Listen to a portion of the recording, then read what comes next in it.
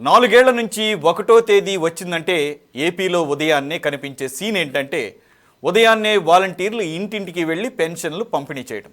కానీ ఈ ఏప్రిల్ 1న మాత్రం లబ్ధిదారులందరూ ఫూల్స్ అయ్యారు. అన్ని రాజకీయ పార్టీలు కట్టకట్టుకొని పింఛనర్లను ఫూల్స్ చేశాయి. పింఛన్ల పంపిణీ నిలిపివేయాలని కేంద్ర ఎన్నికల సంఘం ఆదేశించడం మొదలు ఆంధ్రప్రదేశ్లో రాజకీయం మొదలైపోయింది. తెలుగుదేశం ఫిర్యాదు చేయడం వల్లే పింఛన్ల పంపిణీ ఆగిపోయిందని వైసీపీ చెప్పుకొస్తే ప్రభుత్వం దగ్గర డబ్బు లేదు, అందుకే డ్రామాలు ఆడుతున్నారంటూ అటు ప్రధాన ప్రతిపక్షం కౌంటర్ ఇచ్చింది. అసలు పెన్షన్ పంచాలంటే వాలంటీర్లే కావాలా, సచివాలయ ఉద్యోగులు లేరా అని ప్రతిపక్షాలు నిలదీశాయి. సచివాలయ సిబ్బందిని గతంలో సర్వేల కోసం ఇంటింటికి పంపలేదా అని కూడా గుర్తు చేశాయి. ఈ రగడ చూసిన పెన్షనర్స్ అసలు నగదు ఎప్పుడు చేతికి అందుతుందో అనే టెన్షన్లో డీలా పడిపోయారు. అయితే ఏప్రిల్ 3వ తేదీ నుంచే పెన్షన్లు పంపిణీ చేయాలంటూ కొద్దిసేపటి క్రితమే ప్రభుత్వం ఆదేశాలు జారీ చేయడంతో లబ్ధిదారులకు ఊరట కలిగిన పార్టీల మధ్య పింఛన్ పంచాయతీ మాత్రం ఎన్నికలయ్యే వరకు కూడా ఆగేలా కనపడటం లేదు. దీనిపై ఈరోజు దీని మీద చర్చలో పాల్గొంటున్నారు వైసీపీ సీనియర్ నాయకులు, అలాగే అధికార ప్రతినిధి Madireddy Srinivasareddy garu. Welcome to the debate Srinivasareddy garu. అలాగే TDP spokesperson SP Sahib garu మనకు అందుబాటులో ఉన్నారు. Welcome to the debate Sahib garu. అలాగే అనలిస్ట్ ఉప్పాల్ లక్ష్మణ్ గారు మనకు అందుబాటులో ఉన్నారు. Welcome to the debate sir. మరి కాసేపట్లో సిపిఎం కేంద్ర కమిటీ సభ్యులు కూడా జాయిన్ అవుతారు, Gafoor garu. I will start off with Srinivasareddy garu. ఒకటి, ప్రభుత్వం అందజేస్తున్నటువంటి పథకాలు చాలా ఉన్నాయి. పింఛన్ అనేది వన్ ఆఫ్ ద బెనిఫిట్ అంతే. అయితే ఎప్పుడైతే మోడల్ కోడ్ ఆఫ్ కాండక్ట్ 16 మార్చి నుంచి అమల్లోకి వచ్చిందో అప్పటి నుంచే వాలంటీర్ల యొక్క సర్వీసెస్ను నిలుపుదల చేస్తూ ఆయా గ్రామ వార్డు వాలంటీర్లందరికీ కూడా ఇన్స్ట్రక్షన్స్ ఇవ్వడం జరిగింది. ఎటువంటి సేవలు కూడా వాళ్ళ ద్వారా అందజేయడానికి లేదని చెప్పేసి. కాబట్టి ఆబ్వియస్గా one of the most crucial అయినటువంటి పింఛన్ కూడా ఆ జాబితాలో ఉంటుంది ఖచ్చితంగా. సో ఆల్మోస్ట్ ఒక 15 డేస్ టైం దొరికినప్పుడు పెన్షన్ ఎలాగూ ఏప్రిల్ 1వ తారీఖు వాలంటీర్ల ద్వారా ఇంటింటికి పంచే అవకాశం లేదు, ఇచ్చే అవకాశం లేదు అని అనుకుంటున్నప్పుడు ప్రభుత్వం దానికి సంబంధించినటువంటి ఆల్టర్నేటివ్ మెథడాలజీస్ ఎందుకని రూపొందించలేదు అనేది ఒక ప్రధానమైనటువంటి విమర్శ సార్. శ్రీనివాసరెడ్డి గారు, what do you say? Suresh గారు, ముందుగా మీకు, మన సిటీ కేబుల్ వీక్షకులకు, అదేవిధంగా పెద్దలు గఫూర్ గారికి, మా గుంటూరు వాసి సాహెబ్ గారికి, మరి లక్ష్మణ్ గారు కడప వాసి, సరే ఇప్పుడు హైదరాబాద్లో సెటిల్ అయ్యి ఉండొచ్చు, వారికి అందరికీ కూడా శుభ సాయంత్రం. ఈ రోజున విపక్షాలు చేసేటటువంటి ఆరోపణలు ఉన్నాయే, ఏదైతే ముందే తెలిసినా కానీ చేస్తున్నారు, కావాలని చేస్తున్నారు, ఇవన్నీ కూడా వాళ్ళు ప్రధానంగా మా మీద చేస్తున్నటువంటి ఆరోపణ ఏంటంటే డబ్బులు లేక. అసలు ఆ డబ్బులు లేక అనేది ఎవరు చెప్పారంటే వీళ్ళకి డబ్బులు లేవని? 9,900 కోట్ల రూపాయలు ఉద్యోగస్తులకు రిలీజ్ చేసింది కనపడలేదా? 3,000 కోట్ల రూపాయలు కాంట్రాక్టర్లకు ఇచ్చింది కనపడలేదా?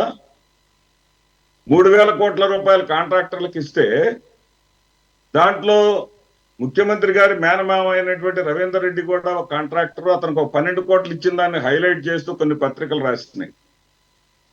అంటే 45 నెలలుగా వాలంటీర్లు వచ్చి 45 నెలలు, మొత్తం మీద 57 నెలలుగా పెన్షన్, ఏ నెలలో కూడా ఆగని పెన్షను, కరోనా కష్టకాలంలో కూడా ఆగని పెన్షను, ఇప్పుడు డబ్బులు లేక ఆపేటటువంటి పరిస్థితిలో వైసీపీ ప్రభుత్వం ఉంటుందా? అంటే 4,000 కోట్ల రూపాయలు పక్కనుంచుకోకుండా వైసీపీ ప్రభుత్వం ఎన్నికలకు వెళ్ళిద్దా? ఇది నమ్మేటటువంటి సమాచారమేనా? నమ్మదగినటువంటి విషయమేనా? ఇక్కడ ఏంటంటే వారు ఎవరైతే ఉన్నారో నిమ్మగడ్డ రమేష్ గారు, ఏదైతే ఆయన ఒక సిఎఫ్డి, ఏది కామన్ సివిల్ ఏదో పెట్టుకున్నాడు ఆయన, సిటిజన్ ఫోరం ఫర్ డెమోక్రసీ అని. అసలు ఆయన డెమోక్రసీ పరిరక్షణ కోసం ఆయన ఎంతవరకు నిలబడి ఉన్నాడో ఒకసారి వెనక తిరిగి చూసుకోమనండి. 2013లో జరగాల్సినటువంటి స్థానిక సంస్థలు జరిగితే 2018 ఫిబ్రవరిలో స్థానిక సంస్థల ఎన్నికలు జరగాల. ప్రజాస్వామ్యాన్ని పరిరక్షించేటటువంటి నాయకుడిగానే ఆయన అయితే, అధికారిగానే అతను అయితే 2018 ఫిబ్రవరిలో ఎన్నికలు జరిపించాలి. స్థానిక సంస్థలను నిర్వీర్యం చేస్తూ 2018లో తనకిష్టమైనటువంటి నాయకుడు ముఖ్యమంత్రిగా ఉన్నాడని చెప్పేసి 2018 ఎన్నికలు జరిపించకుండా స్థానిక సంస్థలను నిర్వీర్యం చేసినటువంటి వ్యక్తి డెమోక్రసీ గురించి మాట్లాడటం ఏంటండి?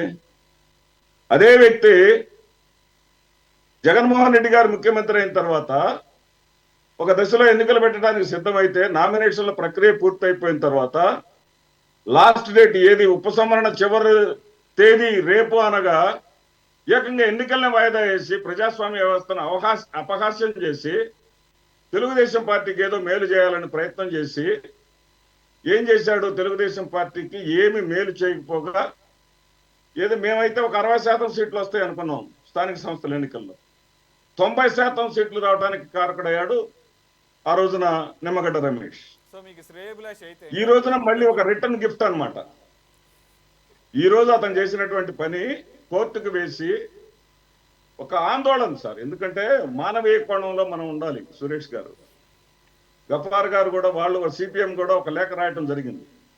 వాళ్ళు రాసినటువంటి లేఖలో ఏం రాశారంటే, కదలలేని వాళ్ళు, ఇంటి దగ్గర నుంచి మంచం నుంచి బయటకు రాలేని వాళ్ళు, వాళ్ళకి అందించండి, వాళ్ళకి మీరే మీ ఉద్యోగస్తులను స్వయంగా ఉపయోగించుకొని వెళ్ళి ఇవ్వండి అని చెప్పేసి వాళ్ళు రిక్వెస్ట్ చేస్తూ లేఖ కూడా రాశారు. వాళ్ళ లేఖలో మానవీయ కోణం కనపడతాం. వీళ్ళు ఎందుకు వాలంటీర్లు చూసి ఎంత భయపడాల్సిన అవసరం ఏంటండి? వాలంటీర్లకు ఈ 2 నెలలు కూడా వాళ్ళు సర్వీస్ చేస్తే వీళ్ళకి వచ్చిన నష్టం ఏంటండి? ఇది ఎంత దుర్మార్గం అంటే, వాలంటీర్ల వల్ల ప్రజాస్వామ్యమే దెబ్బతినిపోతా ఉంది. ఇందాక ఇదే టాపిక్ మీద లక్ష్మణ్ గారితో నేను ఒక డిబేట్ లో పాల్గొన్నా. బహుశా అప్పటికి ఈ దుర్వార్త లక్ష్మణ్ గారికి తెలియదు, నాకు తెలియదు. కాకినాడలో ఒక వ్యక్తి వెంకట్రావు గారని 70 ఏళ్ల వృద్ధుడు, పెద్ద ఆయన, ఏంటి పెన్షన్ రాలేదు, అక్కడికి వెళ్ళి కనుక్కొని వస్తాను సచివాలయానికి వెళ్ళి సచివాలయానికి 50 అడుగుల దూరంలో కుప్పకూలి చనిపోయాడు. అంటే 3000 రూపాయలు నెలవారీ పొందేటటువంటి వాళ్ళకి దాని ఆందోళన, మానసికమైనటువంటి ఆందోళన ఏ స్థాయిలో ఉంటుంది అనేది మానవీయ కోణంలో ఆలోచించమంటున్నా ఈ విపక్షాలు. నేను దానికి ముఖ్యమంత్రి గారు కూడా వెంటనే స్పందించి ఒక 5 లక్షల రూపాయలు ప్రభుత్వం తరపున ఎక్స్గ్రేషియా కూడా ప్రకటించారని విన్నాం.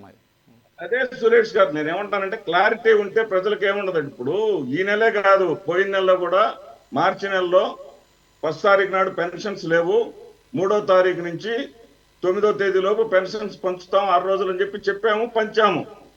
ఆ క్లారిటీ ప్రజల్లోకి ఉంటే ఎటువంటి ఇబ్బంది ఉండదు. ఆ క్లారిటీ లేకుండా సడన్ గా 30వ తారీఖు నాడు కోర్టు నుంచి ఉత్తర్వులు రావడంతో అంతా గందరగోళమైనటువంటి పరిస్థితి. దీనికి కారకులు ఎవరు? ప్రజల ప్రాణాలు పోవడానికి కారకులు ఎవరు అనేది ఒకసారి మానవీయ కోణంలో ఆలోచించమని డిబేట్ లో పాల్గొన్న వాళ్ళని కూడా అడుగుతా ఉన్నాం. రైట్, మళ్ళీ వస్తాం సార్. సాహిబ్ గారు, good evening. Good evening Suresh గారు. రైట్, విన్నారు కదా శ్రీనివాసరెడ్డి గారు. దాంతోపాటు నేను ఒకటి యాడ్ చేస్తాను. ఆయనట్లుగానే గత కొన్ని సంవత్సరాలుగా ఇదే మాట మాట్లాడుతున్నారు. మీ పర్టికులర్ విపక్షాలు అంటే అందరూ కాదు కానీ టీడీపీ వాళ్ళు, ప్రభుత్వం దగ్గర ఖజానా ఖాళీ అయిపోయింది, అప్పులు తీసుకురావడం, వాటిని పథకాలకు ఇవ్వడం తప్ప అక్కడ డబ్బులు లేవు అంటే డబ్బులు ఉండకూడదని కోరుకుంటున్నారు. అసలు కాదు ఆయన అన్నట్టు, అంటే శ్రీనివాసరెడ్డి గారు అడిగారని కాదు, కామన్ సెన్స్ ఎవరికైనా కానీ. 45 నెలల పాటు, అఫ్కోర్స్ టోటల్గా 55 నెలలు దాటిపోయింది. సరే, సచివాలయ వ్యవస్థ అందుబాటులోకి వచ్చి, వాలంటీర్లు అందుబాటులోకి వచ్చి ప్రతి నెల 1వ తారీఖు టెన్షన్గా తెల్లవారుజాము కోడి కుయ్యక ముందే వెళ్ళి పింఛన్లు ఇస్తున్నటువంటిది 45 నెలలుగా జరుగుతున్నప్పుడు అప్రతిహతంగా ప్రతిసారి ఇదే మాట మాట్లాడుతున్నారు. కాదు, ఆఖరికి ఈ సమయంలో కూడా ఇటువంటి విమర్శన అంటే క్లియర్ కట్గా చిన్నపిల్లడిని అడిగినా చెబుతాడు. మార్చి 16వ తారీఖు నుంచి ఇది ఎలక్షన్ కమిషన్ ఎప్పుడైతే కనుక షెడ్యూల్ రిలీజ్ చేసిందో అప్పటి నుంచే మోడల్ కోడ్ ఆఫ్ కాండక్ట్ దేశం మొత్తం అప్లై అవుతుంది. దానిలో భాగంగా కొన్ని సర్వీసెస్ మీద రెస్ట్రిక్షన్స్ ఉంటాయి. మొత్తం అంతా అధికారులంతా కూడా ఎలక్షన్ కమిషన్ కిందకి వెళ్ళిపోతారు. దానిలో భాగంగా వాలంటీర్స్కి కొన్ని ఇన్స్ట్రక్షన్స్ ఇవ్వడం జరిగినాయి. కొన్ని వాళ్ళ మీద ఆరోపణలు రావడం అవ్వచ్చు, అవన్నీ కూడా పరిగణలోకి తీసుకొని వాళ్ళు కొన్ని నియమాలు రూపొందించారు. దానిలో భాగంగా 50+ సర్వీసెస్, అలాగే 16+ పెన్షన్ స్కీమ్స్ సంబంధించి కూడా రెస్ట్రిక్షన్స్ రాబోతున్నాయని చెప్పి నేను శ్రీనివాసరెడ్డి గారిని కూడా ఇదే అడిగింది. వాళ్ళు కూడా తప్పించుకోవడానికి అవకాశం లేదు. 16 రోజుల క్రితమే మీకు దీని మీద ఒక అవగాహన ఉంది. దీనికి ప్రత్యామ్నాయ ఏర్పాట్లు మీరు ఎందుకు చేయలేదు? You want deliberately to delay giving in the pension so that the blame will be given thrown on the face of the opposition. అదే అంటే ప్రతిపక్ష కావాలని ఇది డిలే అయ్యి ప్రజలు అసౌకర్యానికి గురయ్యి ఆ అసౌకర్యానికి కారణం విపక్షాలని చెప్పేసి బ్లేమ్ చేసే కార్యక్రమం మీరు చేస్తున్నారా? లేదంటే కానీ మీరు నిన్న చంద్రబాబు నాయుడు గారు అన్నట్టు ఖజానాలో డబ్బులు లేవు అందువల్ల పెన్షన్ రాలేదు, రెండూ అవాస్తవాలే. What you say? సురేష్ గారు, తమరికి అదేవిధంగా ప్యానెల్లో ఉన్నటువంటి పెద్దలు గఫూర్ గారికి, శ్రీనివాస్ రెడ్డి గారికి, లక్ష్మణ్ గారికి, అదేవిధంగా సిటీ ప్రేక్షకులందరికీ కూడా నా నమస్కారాలండి. కొన్ని విషయాలు మీరు ఇప్పుడు మాట్లాడుకుంటూ వచ్చారు. సామాజిక న్యాయం, శ్రీనివాస్ రెడ్డి గారు చాలా గొప్ప గొప్ప మాటలు చెబుతూ వచ్చారు. వాస్తవంగా ప్రభుత్వం అప్పు చేసినప్పుడు ప్రతిపక్షాలు అప్పు చేసినాయి అనే మాట వాస్తవం. ఖచ్చితంగా మాట్లాడతాం. ఎందుకంటే ఈ రాష్ట్రంలో ప్రతిసారి ఏమండి 251 సార్లు బాండ్లు వేయాలి. ఏ రాష్ట్రంలో అన్నా ఉందా ఇది? ఏ రాష్ట్రంలో అన్నా ఉందండి? మేమేమంటామంటే సంక్షేమం అంటే అభివృద్ధి చేసి సంక్షేమం చేయండి అంటున్నాం. మీరు సామాజిక అంశాల గురించి చాలా చాలా డెలిబరేట్ గా కొన్ని అంశాలు చెప్పుకుంటూ వచ్చారు. నేను అసలు ఈ వాలంటీర్ల విషయంలో కూడా కొన్ని అంశాలు మాట్లాడాలి. ఈ పెన్షన్ల విషయం మనం ఈ రోజు డిబేట్ అంశంగా, వాస్తవంగా 15 రోజుల క్రితం కోడ్ ఆఫ్ కండక్ట్ వస్తే దానికి ప్రత్యామ్నాయ ఏర్పాట్లు సిఎస్ చేసుకోవాలి, సెర్ఫ్ చైర్మన్ చేసుకోవాలి. కానీ ఇక్కడ అసలు వాలంటీర్లని ఎలక్షన్ కమిషన్ ఆఫ్ ఇండియా వాళ్ళే కొన్ని ఏదైతే నగదు బదిలీ కార్యక్రమాలు ఉంటాయో వీళ్ళ చేత పంపిణీ చేయొద్దని చెప్పారండి. సురేష్ గారు ఏనండి ప్లీజ్. దీనితో పాటు ప్రధానమైనటువంటి అంశం ఏంటంటే, మరి ఇందాక 13,000 కోట్ల రూపాయలు ఏదైతే జగన్మోహన్ రెడ్డి గారు అసమ్మధీయులు ఎవరైతే ఉంటారో వాళ్ళందరికీ కూడా చకాచకా పనిచేశారు. కానీ పేదవారికి ఇచ్చే పెన్షన్ సెర్ఫ్ ద్వారా ట్రెజరీస్కి రావాలి. వాస్తవంగా నిన్నటి దాకా దాంట్లో అమౌంట్ లేదు. పైపెచ్చు 15 రోజుల క్రితం గౌరవ ముఖ్యమంత్రి గారు ఏమన్నారండి, మార్చిలో కొన్ని అంశాలు ఉంటాయి, బ్యాంకులకు సెలవులు వచ్చినాయి, 2 days తర్వాత మేము వాటిని పంచుతామని ఆయన ఒక సందర్భంలో మాట్లాడటం జరిగింది.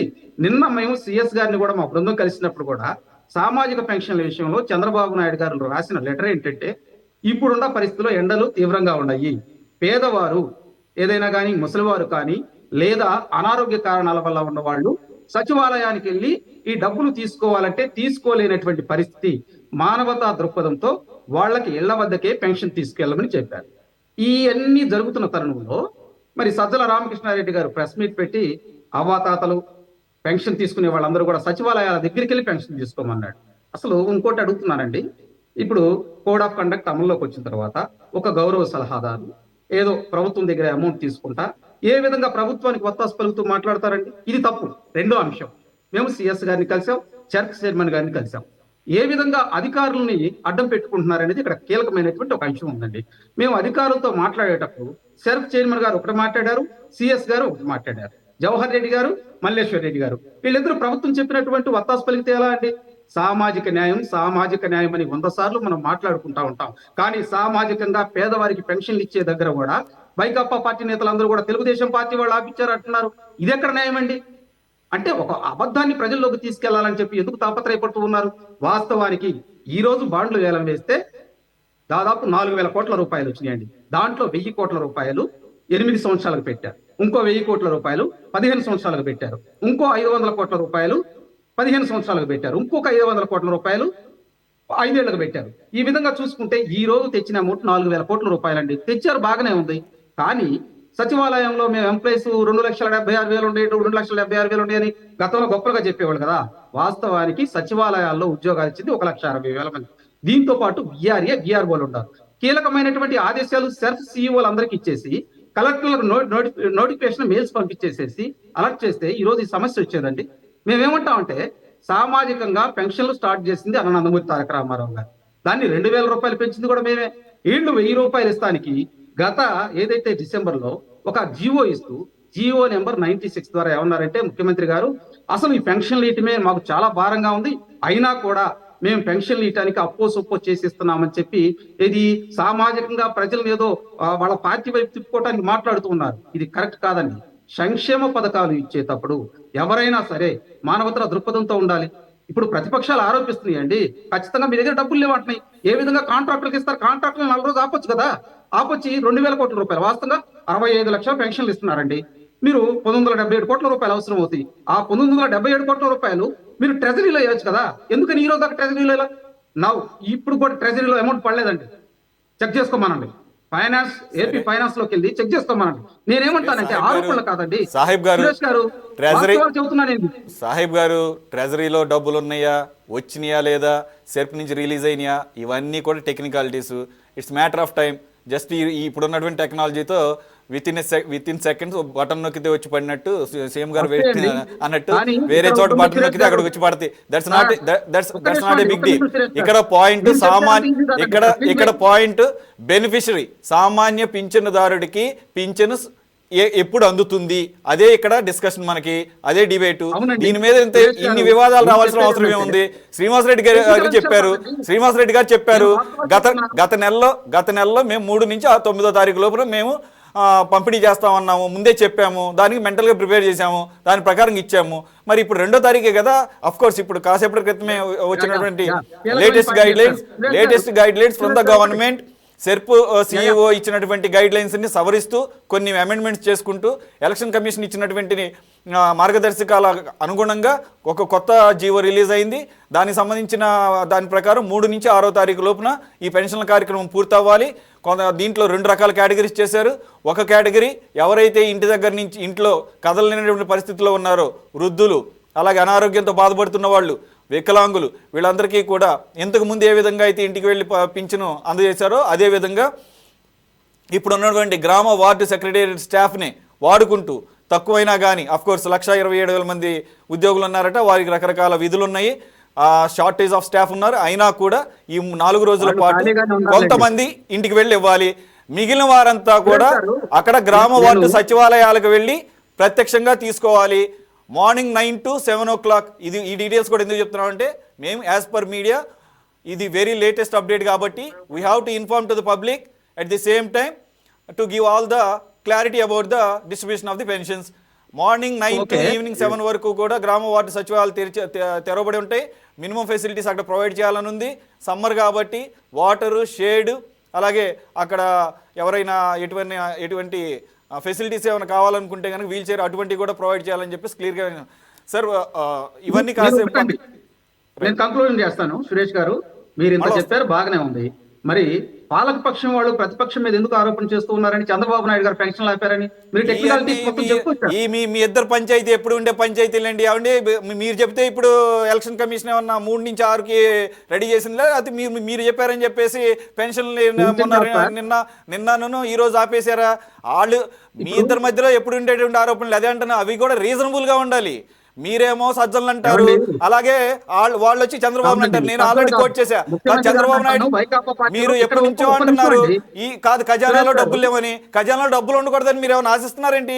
ఒకవేళ ఖజానాలో డబ్బులు ఉండకుండా ప్రజలకి ఈ డిస్ట్రిబ్యూషన్ అయిపోతే బాగుంటుందని కోరుకుంటున్నారు ఏంటి? కాబట్టి నేను ఇద్దరిని అంటున్నాను. నేను 2 పార్టీలు అంటున్నా. అదే అంటున్నా, దౌర్భాగ్యం ఏంటంటే ఈ దేశంలో అన్ని రాష్ట్రాల్లో ఉన్నాయి కానీ ఈ రాష్ట్రంలో మరీ ఎక్కువైపోయింది. ప్రతిదీ పొలిటికలైజేషనే. అసలు కాదేది కవిత కనర్హం అన్నట్టుగా ఆఖరి పింఛన్ల విషయంలో కూడా మాటలు చెప్పేటప్పుడు ఒకటి సురేష్ గారు, సామాజిక న్యాయం అని గొప్ప గొప్ప మాటలు చెప్పేటప్పుడు దానికి అనుగుణంగా ప్రభుత్వాలు ఉండాలండి. ఏ సామాజిక న్యాయం అనేది కరెక్టేనండి, కాదు, ఇది ఎవరు బ్రాండెడ్ వర్డ్ కాదు. అది బ్రాండెడ్ కాదండి. ప్రజలకు అన్యాయం జరుగుతున్నప్పుడు ప్రతిపక్షం వాళ్ళు నోరు విప్పుతారు, ఇది సహజం. దానికి వాళ్ళు చెప్పాలి కానీ అరే ప్రతిపక్షం వాళ్ళే చెప్పి పెన్షన్లు ఆపారండి చెప్పాలి. ఇష్యూ రీజనబుల్ గా చెప్పాలి, లాజిక్ ఉండాలి. అంతేగాని ఖజానాలో డబ్బులు లేవంటే. సురేష్ గారు, మీరు ఇంకొక అంశం కూడా గమనించాలి. టెక్నికాలజీ ఇష్యూ అంటున్నారు.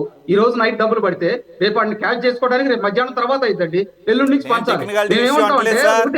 నేను టెక్నికల్ ఇష్యూ అంటున్నా, ఇట్స్ మ్యాటర్ ఆఫ్ టెక్నాలజీ అంటున్నా. బటన్ నొక్కి ఆటోమేటిక్ డబ్బులు ఉంటే పడిపోతాయి, అది పెద్ద మ్యాటర్ కాదు. నేను అనేది ఏంటంటే ఈ మార్గదర్శకాలు ఫైనల్ అవడం కోసం ఈ రోజు ఈవినింగ్ అయింది. రేపు మార్నింగ్ నుంచి ఈవినింగ్ 6 o'clock 6th కల్లా పంపిణీ చేయమని చెప్పేసి మార్గదర్శకాలు వచ్చినాయి. అవి కంప్లీట్ అవ్వాలని ఆశిద్దాం.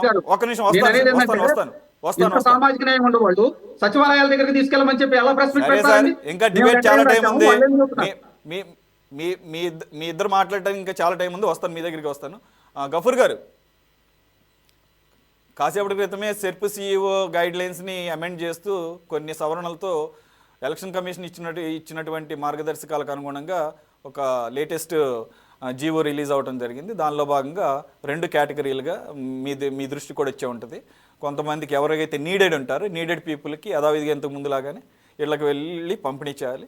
మిగిలిన వాళ్ళు ఎవరైతే కాస్త తీసుకోగలిగిన పరిస్థితి ఉంటారో వాళ్ళంతా కూడా దగ్గరలో ఉన్న గ్రామ వార్డు సచివాలయాలకు వెళ్ళి 3వ తారీఖు నుంచి 6వ తారీఖు లోపు మార్నింగ్ 9 to ఈవినింగ్ 7 లోపల వెళ్ళి వాళ్ళకి మినిమంగా కొన్ని ఫెసిలిటీస్ ఇవ్వమని చెప్పేసి. సో మొత్తానికి అయితే ఒక కంక్లూజన్ వచ్చింది. కానీ ఈ లోపలనే ఈ తమ రాజకీయ ప్రయోజనాలకు అనుగుణంగా అటేమో సాహిబ్ గారు చెప్పినట్లు ప్రభుత్వ సలహాదారేమో టక్మని చెప్పేసి విపక్షాల మీద దోసేయటం, అసలు ఈరోజు డిలే అవ్వడానికి కారణమే అసలు చంద్రబాబు నాయుడు, కారణమే నిమ్మగడ్డ రమేష్, ఇవి ఈ నేమ్స్ బయటికి తీసుకొచ్చేసి ఇది మోడల్ కోడ్ ఆఫ్ అంటే ఎలక్షన్ కమిషన్ కూడా ఇక్కడ గౌరవం లేదా? అంటే ఎలక్షన్ కమిషన్ కూడా రాజకీయ పార్టీలు చెప్పిన అనుగుణంగానే నడుచుకుంటుందా?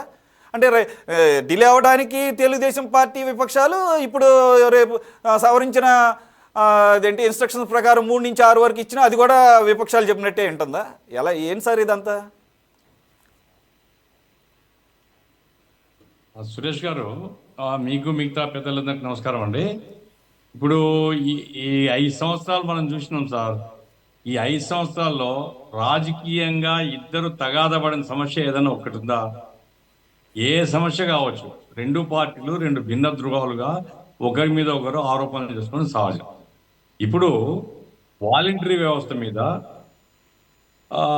ఆరోపణలు చాలా కాలంగా ఉన్నాయి, ఇప్పుడే కాదు కదా, చాలా కాలంగా ఉన్నాయి. విజయసాయి రెడ్డి గారు ఆయన స్వయంగా చెప్పాడు 90% మా పార్టీ వాళ్ళు. కాబట్టి ఎప్పుడైతే 90% మా పార్టీ వాళ్ళు అంటారో సహజంగా ఇతర పార్టీల వాళ్ళు ఏం చేస్తారు, ఏదో ఒక పద్ధతిలో ఆ వ్యవస్థను స్తంభింపజేయాలనేటువంటి ప్రయత్నం చేస్తారు. ఆ రకంగా ఏంటి, ఇప్పుడు ఎలక్షన్ కమిషన్ కంప్లైంట్ పోయింది. ఇంతకుముందే హైకోర్టు మార్గదర్శకాలు ఉన్నాయి. వాలంటీర్లు ఎవరు అనేది హైకోర్టు ప్రశ్నించింది. వాలంటీర్ల సర్వీస్ నిబంధనలు ఏమిటి, వీళ్ళు ప్రభుత్వ ఉద్యోగుల సర్వీస్ కమిషన్ ద్వారా వచ్చారా, వీళ్ళ అకౌంటబిలిటీ ఏమిటి అనేటువంటిది హైకోర్టు ప్రశ్నించింది. కాబట్టి హైకోర్టు యొక్క తీర్పు పునాదిని తీసుకొని ఈ ఎలక్షన్ కమిషన్ వాళ్ళు ఏమన్నారంటే, అయ్యా వాలంటీర్లకు ఈ డబ్బులు పంపకం కానీ ఇటువంటి కార్యక్రమం కానీ పెట్టొద్దు అనేది ఎలక్షన్ కమిషన్ చెప్పింది.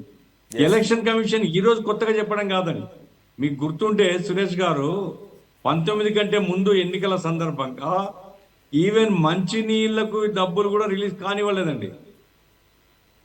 ఇప్పుడు చంద్రబాబు నాయుడు గారు స్వయంగా పోయి మాట్లాడారు గోపాలకృష్ణ ద్వివేదితో, ఏమయ్యా మంచినీళ్ళకి కదా ప్రభుత్వం ఇవ్వకూడదా అంటే, లేదండి ఎలక్షన్ కమిషన్ పై ఉత్తర్వులు ఉన్నాయి, మీరు పర్మిషన్ తీసుకోండి, ₹1 కూడా రిలీజ్ చేయడానికి వీల్లేదు. కాబట్టి ఎలక్షన్ కమిషన్ యొక్క పరిధిలో వాళ్ళకి అపారమైనటువంటి అధికారాలు ఉంటున్నప్పుడు వాళ్ళు ఒక అధికారం ద్వారా ఒక వ్యవస్థను స్తంభింపజేయాలనుకుంటే ప్రత్యామ్నాయం ఏమిటి అనేటువంటిది ప్రభుత్వం ఆలోచించాలి. ప్రభుత్వం అంటే జగన్మోహన్ రెడ్డి కాదండి. ప్రభుత్వం అనేటువంటిది ఒక వ్యవస్థ. ప్రభుత్వం అనేది చీఫ్ సెక్రటరీ ఉంటాడు. ప్రభుత్వం అనేది ముఖ్యమంత్రి లేకపోయినా చీఫ్ సెక్రటరీ బాధ్యత వహించాల్సిందే. కాబట్టి ఒక ప్రత్యామ్నాయం ఏం కోపం ముడిపోయిన రేపు మూడోది ఈరోజు 2 అయిపోతుంది, రేపు 3 రేపటి నుంచి స్టార్ట్ చేస్తారు. ఈ లోగానే ఏదో తలకిందులైపోయింది ప్రపంచం అన్నట్లుగా సజ్జల రామకృష్ణ గారు మాట్లాడడం, వెంటనే వీళ్ళు డబ్బులు లేవు దివాలా తీసినారు కాబట్టి చేయడం అనేటువంటిది ఇది రాజకీయ ఆరోపణ ప్రత్యారోపణ తప్ప దానికి వ్యాలిడిటీ లేదు. నా పాయింట్ ఏమంటే, ఇప్పుడు ఈ ఏదైతే వ్యవస్థ ఉందో ఈ వాలంటరీ వ్యవస్థ, ఈ వాలంటరీ వ్యవస్థకు చట్టబద్ధమైనటువంటి అధికార వ్యవస్థలో భాగంగా చేయలేదండి. వాలంటీర్లు అనేటువంటి వాళ్ళు ఏ ఉద్దేశంతో వాళ్ళు పెట్టుకుని నాకు తెలియదు, కానీ ₹5,000 జీతం రాష్ట్ర ప్రభుత్వంలో ఎక్కడ లేదు ఆ సిస్టము. సర్వీస్ కండిషన్స్ ఏమి లేవు, నిబంధనలు ఏమి లేవు. ఎట్లా సెలెక్ట్ అన్నారంటే ఎవరంటే వాళ్ళని సెలెక్ట్ చేసినారు. ప్రభుత్వ వ్యవస్థ అంటున్నానికి వీల్లేదు. కాబట్టి ఇది ఎక్స్ట్రా గవర్నమెంట్ యొక్క ఆర్గనైజేషన్గా వాలంటరీ వ్యవస్థను తీసుకుని వచ్చారు. ఇప్పుడు క్రైసిస్ వచ్చేసింది. ఏమిటి, రాజీనామాలు ఇచ్చేస్తున్నారు. ఎందుకు ఇస్తున్నారు తెలియదు. ఆ తర్వాత ఎలక్షన్ క్యాంపెయిన్లో పాల్గొంటున్నారు ఓపెన్గా. ఏమిటి అంటే అవును మేము పాల్గొంటాం అంటున్నారు. ప్రభుత్వ ఉద్యోగాలు చెప్పడానికి అధికారం లేదు కదా. ప్రభుత్వ ఉద్యోగి సర్వీస్ రూల్స్ ఉంటాయి, కాండక్ట్ రూల్స్ ఉంటాయి. అంటే వాలంటీర్లకు అవేమి లేవు. కాబట్టి గందరగోళం అంటే ఏమిటి, ఇప్పుడు శ్రీనివాస్ రెడ్డి గారు చెప్పుకున్న లేదా విజయసాయి రెడ్డి గారు లేదా సజ్జల రామకృష్ణారెడ్డి గారు చెప్పిన వాలంటీర్ల ద్వారా మేమేదో పేరునా అని చెప్పాడు ఒక మాట. ఇప్పుడేం మాకు ప్రయోజనం దక్కడం లేదు వాళ్ళతో అని. అది ఎంత మాట అండి, నవ్వులాట కాదా అది? అంటే మీరు ఆశించారా రాజకీయ ప్రయోజనం ఆశించారా మీరు? గఫూర్ గారు తప్పు కదా అది, వ్యవస్థ అది, ప్రభుత్వం. గఫూర్ గారు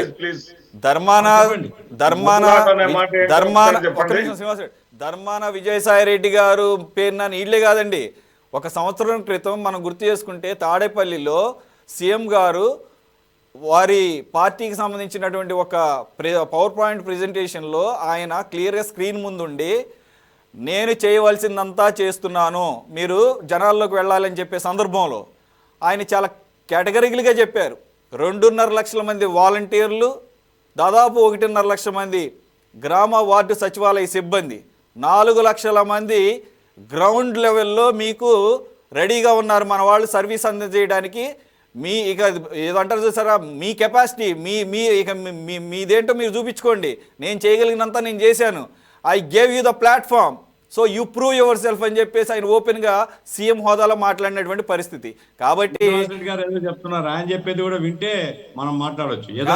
నేనేమంటే శ్రీనివాస్ రెడ్డి గారు గుర్తు చేస్తున్నా, మీకు నవ్వు తెప్పించిన అంశం ఏంటో నాకు అర్థం కాలేదన్న, అది అడుగుతున్నా. ఏ దాంట్లో ఇది ఏదో నవ్వు తెప్పిస్తుంది, నవ్వులాటగా ఉందన్నారు. నవ్వులాట కాకపోతే కాదన్నా, రోజు తగాదా ఏంటి నవ్వులాట ఏంటి? మీకు నవ్వు వచ్చిన అంశం పని లేదా మీకు? మీ సజ్జల రామకృష్ణాడికి పని లేదా? సజ్జల రామకృష్ణ చంద్రబాబు ఆపినాడు, ఎట్లా ఆపుతాడా చంద్రబాబు? చంద్రబాబు చెప్తే గవర్నమెంట్ ఉంటుందా? చంద్రబాబు చెప్తే చీఫ్ సెక్రటరీ ఉంటాడా? ఏం ఆరోపణలే మీవి?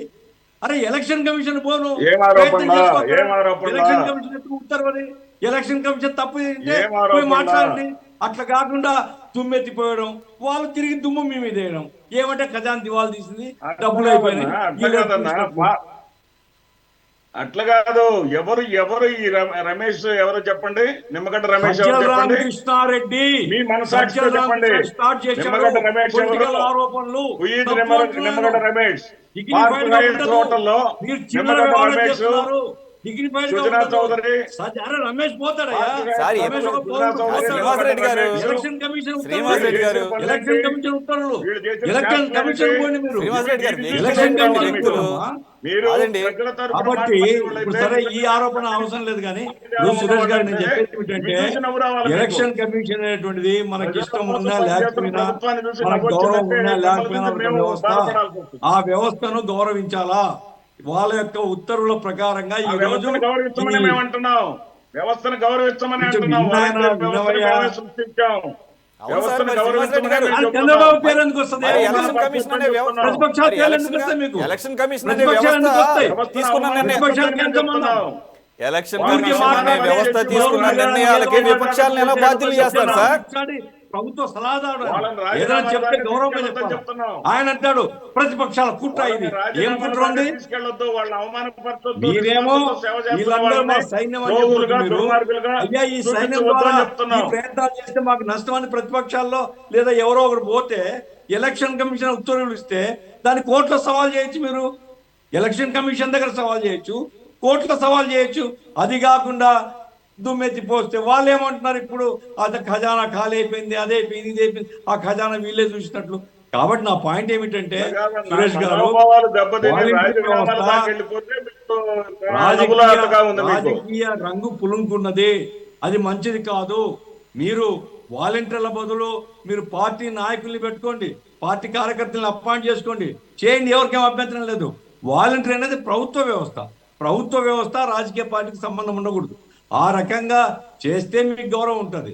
అది కాదు అనుకో, రేపు వచ్చే వాళ్ళు ఇదే మంత్రాంగాన్ని మీ మీద ప్రయోగిస్తారు. కాబట్టి ప్రభుత్వ వ్యవస్థను నాన్ పొలిటికల్గా పెట్టాలి. ప్రభుత్వ వ్యవస్థ అనేది వివాదాలకు దూరంగా ఉండాలి, రాజకీయ పార్టీ కలర్ ఇవ్వకూడదు. కాబట్టి ఈరోజు ఎలక్షన్ కమిషన్ చెప్పింది, ప్రత్యామ్నాయం చేయాల్సిన బాధ్యత జగన్మోహన్ది కాదండి, చీఫ్ సెక్రటరీది, ప్రభుత్వ యంత్రాంగం చేస్తుంది. కాబట్టి మనం ఆందోళన పడాల్సిన పని లేదు. ఏమైనప్పటికీ ఎలక్షన్ కమిషన్ యొక్క ఉత్తర్వులు తప్ప ఇందులో చంద్రబాబు నాయుడు పేరు చూపించడం, ప్రతిపక్షాలు చూపించడం, ప్రతిపక్షాలు కుట్ర అనడం, వీళ్ళందరూ పేదలకు వ్యతిరేకం అనడం, ఈ ఖజానా ఖాళీ అయిపోయింది, దివాళా తీస్తానని ఇక్కడ అనడం, ఇది సరైనది కాదు. రైట్, అనలిస్ట్ లక్ష్మణరావు గారి వ్యూస్ కూడా తీసుకుందాం. లక్ష్మణ్ గారు చూశారు కదా, ఆల్రెడీ యాక్చువల్గా ఇది మార్చి 16 నుంచే మోడల్ కోడ్ ఆఫ్ కాండక్ట్ అమల్లోకి వచ్చిన దగ్గర నుంచే క్లియర్గా ఒక సిగ్నల్స్ ఇచ్చేశారు. వాలంటీర్స్ వాళ్ళ సెల్ ఫోన్స్, వాళ్ళ దగ్గర ఉన్న ట్యాబ్స్ అవన్నీ కూడా సరెండర్ చేసేయాలి. వారు ఎటువంటి సర్వీసెస్ రెండర్ చేయడానికి అవకాశం లేదు. మరి అటువంటి సర్వీసెస్ని ఆపేసినప్పుడు ఆబ్వియస్గా ఏదైతే door to door cash delivery pension ఇవ్వడం అనేది ఆబ్వియస్గా వాలంటీర్స్తో చేయించరు అనేది కేటగిరీ క్లారిటీ వచ్చేసింది. మరి 16 రోజుల టైం ఉంది.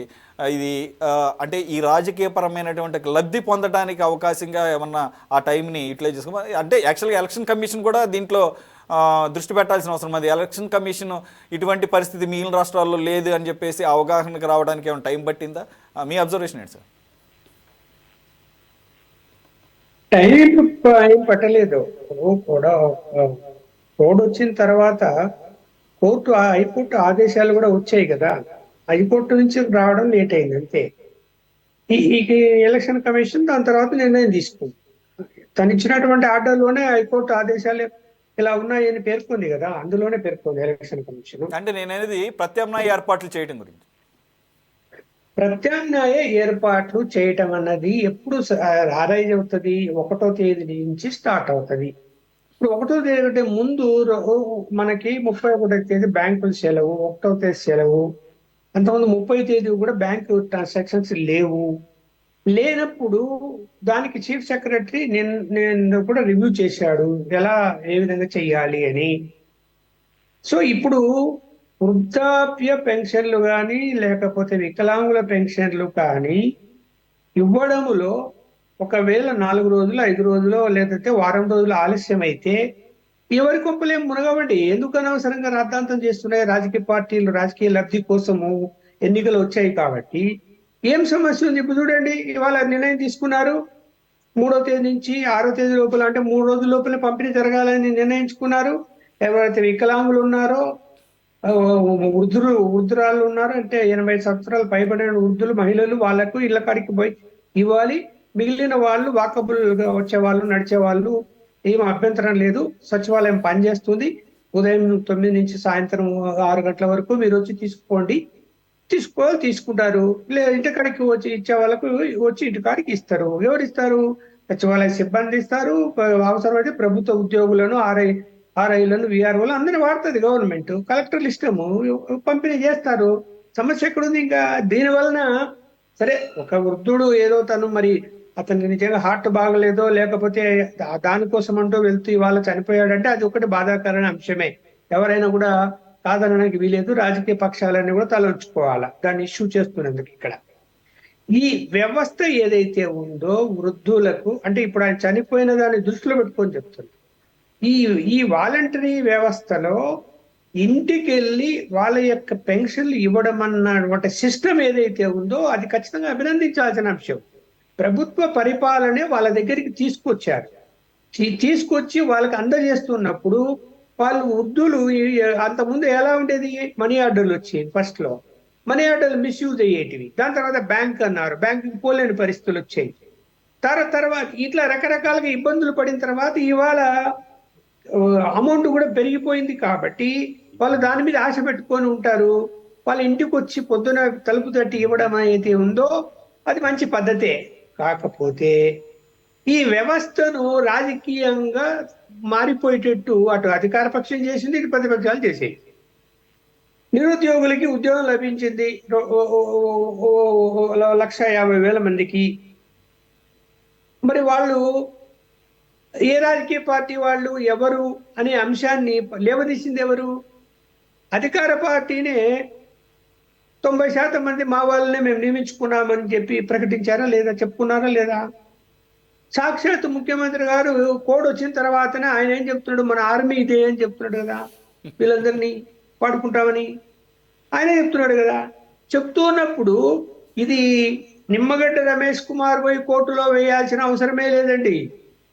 ఎలక్షన్ కమిషనే ఎన్నికలలో ఓటర్లను ఎవరు ప్రభావితం చేస్తారో వాళ్లను, ప్రభుత్వ అధికారులను ఖచ్చితంగా ఎలక్షన్ కమిషను బదిలీలు చేస్తుంది, లేదంటే ఊరికి ఇంట్లో కూర్చోబెట్టది. ఇవాళే చూశారు కదా, 6 ఎస్పీలను 3 అవును. ఐఏఎస్ ఆఫీసర్లు ఇప్పుడు అవును. సాయంత్రం ట్రాన్స్ఫర్ చేశారు అవును, అవును. ఎలక్షన్ కాబట్టి కమిషన్. ఎందుకు ఎవరో కోర్టుకి వెళితేనే అంటే చేయాల్సిన పరిస్థితి ఏం సర్వీసు కాదు. రూల్ ఎలక్షన్ కమిషన్కి ఆ విస్తృత రూల్స్ అధికారాలు ఉంటాయి.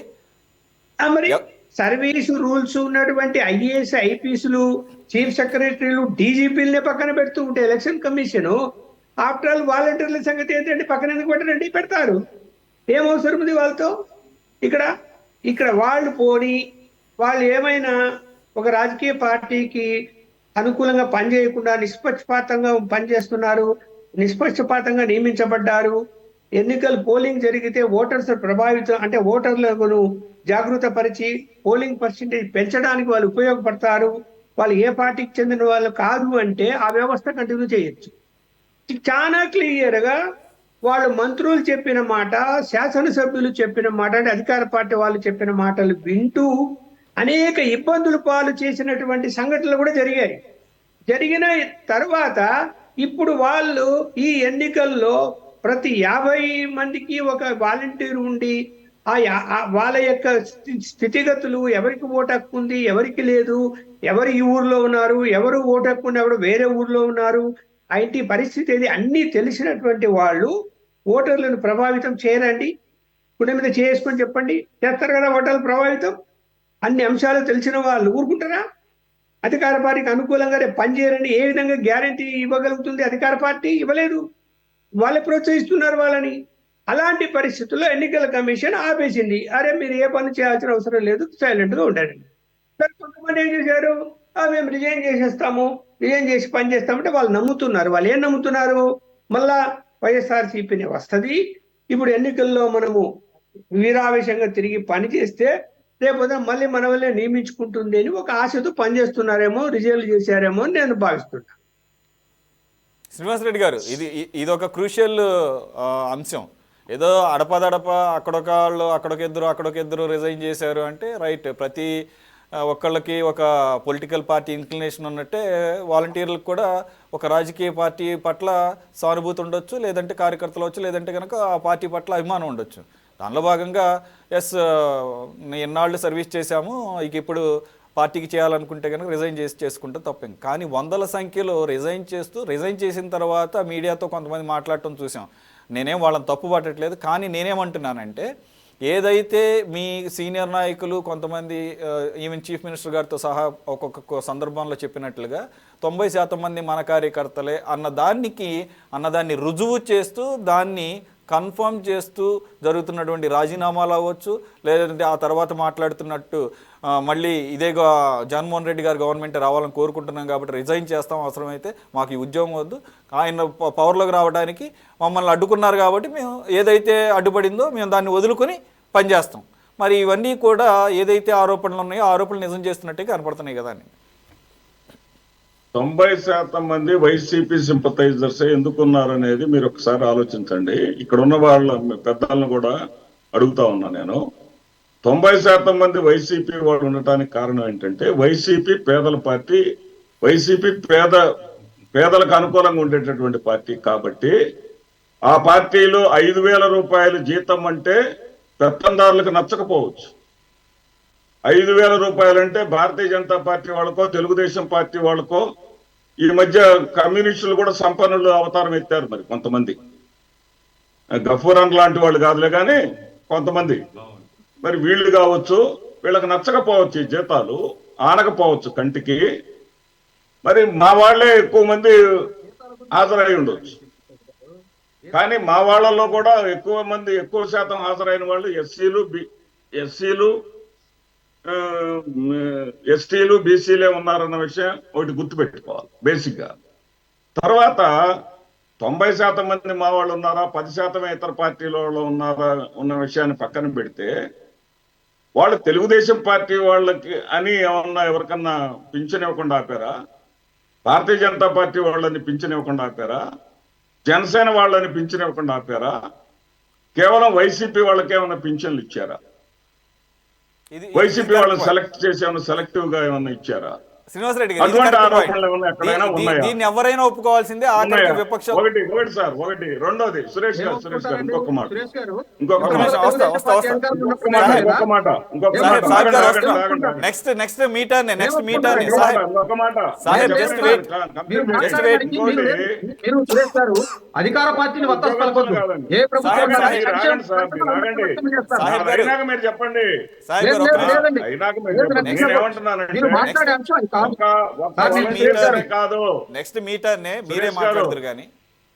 సురేష్ గారు ఒక Let's వాలంటీర్స్ నే కాదు, మొత్తం 6 లక్షల మంది ఉద్యోగస్తుల్ని, 1,34,000 సచివాలయ సిబ్బందిని కూడా నా కుటుంబ సభ్యులే అన్నాడు జగన్మోహన్ రెడ్డి గారు.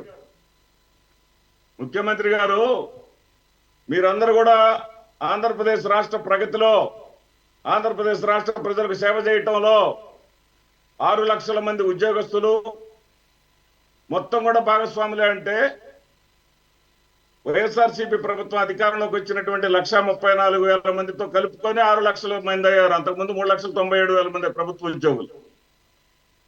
ఈ 6 లక్షల మంది కూడా భాగస్వాములే. 6 లక్షల మందిని కూడా అవినీతి పరులను చేద్దామా? మేము పార్టీ పరంగా వాళ్ళని వాడుకోవట్లా. పార్టీ పరంగా మేము వాళ్ళని మా పార్టీ పరంగా మేము వాడుకోవటానికి గృహసారథులను సంవత్సరం క్రితమే మేము నియమించుకున్నాం. మీరు ఏదైతే ఆ లక్ష్మణ్ గారు అంటున్నారు, ఆ డేటా మొత్తం వీళ్ళ దగ్గర ఉంటది కదా అని, ఆ డేటా మొత్తం ఆల్రెడీ మా గృహసారథుల దగ్గర ఉండకుండా ఉంటుందా? మా గృహసారథుల దగ్గర ఆ డేటా లేకుండా ఉంటుందా? ఇప్పుడు కొత్తగా అడిగి తీసుకోవాలా మేము?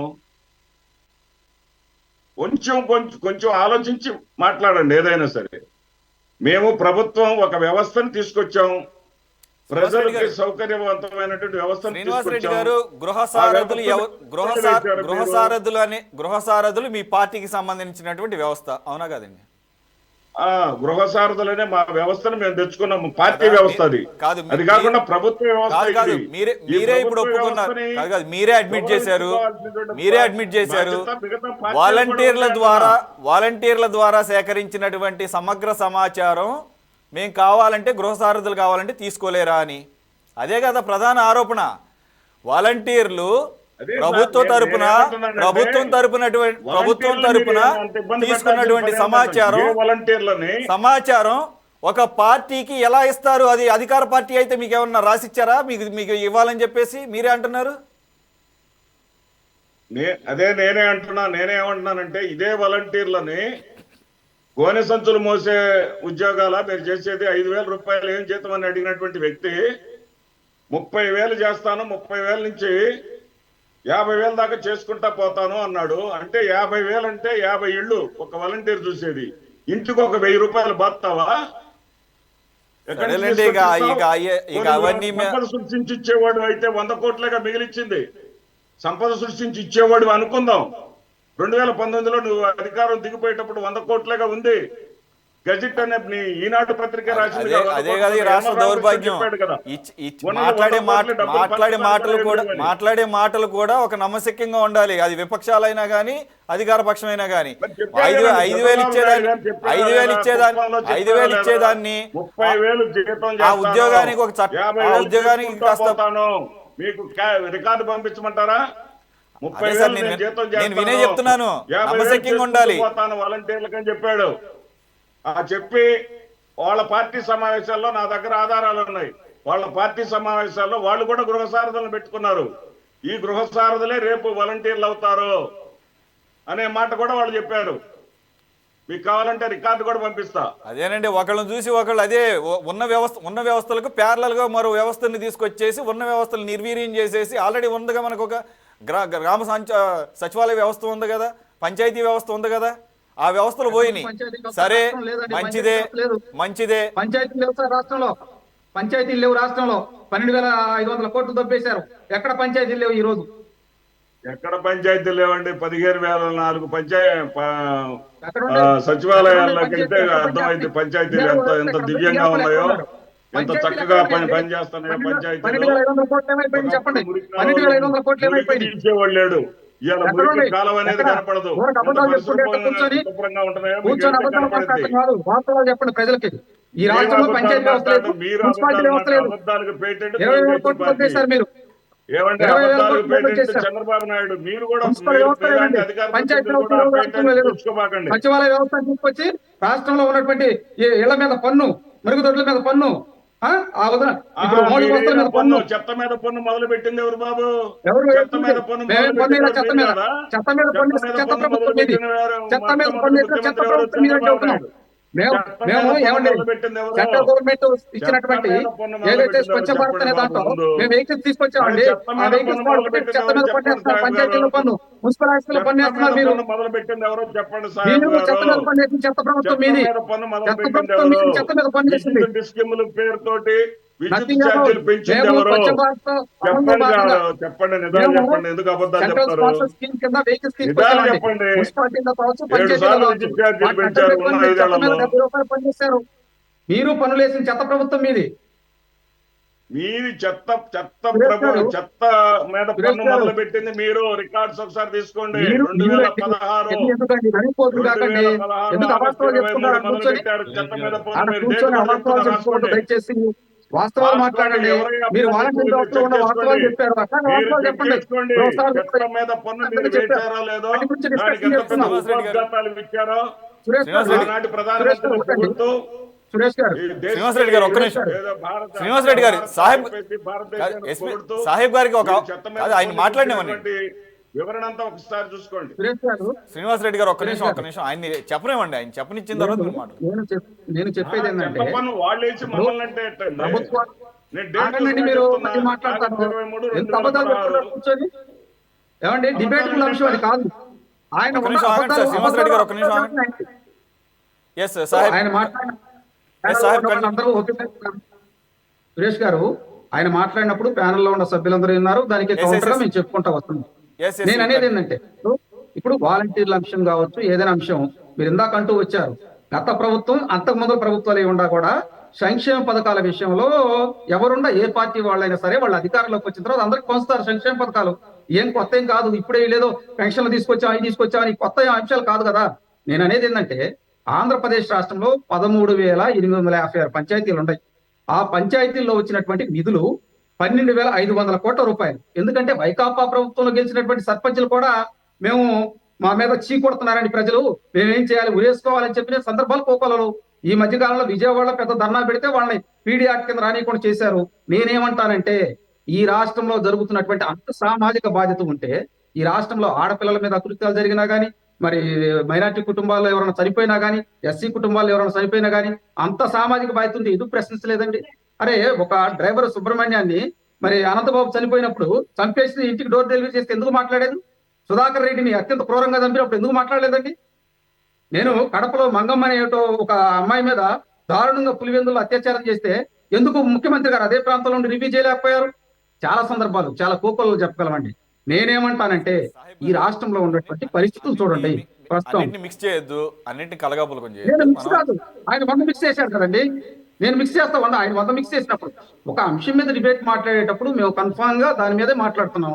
కానీ ఆయన నిమ్మగడ్డ రమేష్ గారిని అన్నారు, కాసేపు వాళ్ళని అన్నారు, వీళ్ళన్నారు, తీసుకొచ్చారు. కరోనా సమయంలో ఆయన నేను అప్పుడు కూడా అడ్డుపడ్డాను. లక్షల మంది నేను అప్పుడు కూడా అడ్డుపడ్డాను. ఏమండి సురేష్ గారు, ఇప్పుడు సబ్జెక్ట్ నిమ్మగడ్డ రమేష్ కాదు. కరోనా సమయంలో ఆయన నిర్ణయం తీసుకోకపోతే లక్షల మంది చనిపోయేవారండి. ఆయన సరే చెప్పిన సార్, తర్వాత ఇవన్నీ సెంట్రల్ గవర్నమెంట్ ఇవన్నీ డిబేటబుల్, అవన్నీ ఆల్రెడీ అయిపోయినాయి ఇంతకు ముందు. అవునండి, అయిపోయింది. ఆయన అబద్ధాలు ఆ విధంగా చెబుతా ఉంటే వాస్తవాలు మమ్మల్ని చెప్పనియాలి కదా. అందుకనే కదా నేను అన్నాను, నేనే ఆపాను కదా, నేను ఆపాను కదా. ఇప్పుడు ఖచ్చితంగా మేమేమంటామంటే నేను ఇప్పుడు ముఖ్యమంత్రి గారికి ఇంత సామాజిక బాధ్యత ఉన్నప్పుడు కరోనా కేసులు అంటే సార్ ఇప్పుడు ఆ ఘోరం ఎందుకు కానీ ఏదో ఒక్క రోజులో వచ్చేసారు, ఒక్క రోజులో వచ్చేసి ఒక్క రోజులో ఆగిపోతారు. శ్రీనివాసరెడ్డి గారు అన్ని మీకు తెలుసు. ఇప్పుడు దానికి ఒక సిస్టమేటిక్గా ఉంటే దానికి కొంత టైం పడుతుంది వ్యాప్తి చెందడానికి. అప్పుడు ఏం జరిగిందో అంతా చూసాము, అప్పుడు కూడా డిబేట్లు జరిగినాయి. వదిలేసేయండి ఇప్పుడు ఆ టాపిక్ వద్దు. అయినా ఇది ఇండివిజువల్ సెంట్రిక్ కాదు సార్, ఇది ఇండివిజువల్ సెంట్రిక్ కాదు. ఇది ఒక నిమ్మగడ్డ చెప్తేనో, ఒక చంద్రబాబు చెప్తేనో, ఒక టీడీపీ చెప్తేనో, ఒక సిపిఎం చెప్తేనో ఎలక్షన్ కమిషన్ ఒక నిర్ణయం తీసుకోలేదు. దాని గురించి కదా మనం మాట్లాడుకుంటుంది. గఫూర్ గారు ప్లీజ్. సురేష్ గారు, నేను కలగాపులుగా చేయడం సరైనది కాదండి. ఎందుకంటే డిబేట్ జరుగుతున్నప్పుడు ఒక పర్టికులర్ ఇష్యూ మీద మనం మాట్లాడుతున్నప్పుడు దాని మీద భిన్న అభిప్రాయాలు అవును. చెప్పొచ్చు. 5 సంవత్సరాలని మనం ఈ గంటలో రివ్యూ చేయలేం.